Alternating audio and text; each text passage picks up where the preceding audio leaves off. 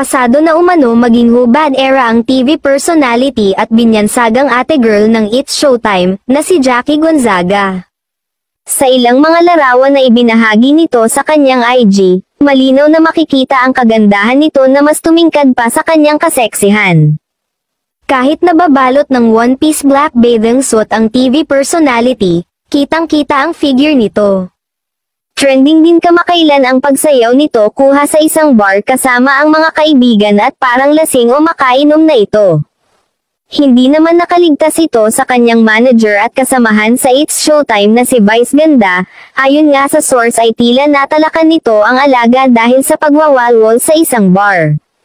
Nang dahil sa pakikipagbardagulan ni Jackie, ate girl, Gonzaga kay Vice Ganda sa It's Showtime, ay nabigyan siya ng malaking break sa programa. Nagsimula ang dalaga sa pagiging backup dancer sa naturang Kapamilya Noontime Show kung saan napapanood din siyang nag-a-assist sa mga host sa iba't ibang segment. Inalala ni Jackie yung panahong nagsisimula pa lamang siya sa It's Showtime, kung saan nakilala nga siya sa tawag na ate girl, hanggang sa mabigyan ng big break at kunin ng co-host ni na Vice Ganda, Ann Curtis, Karil at Vong Navarro.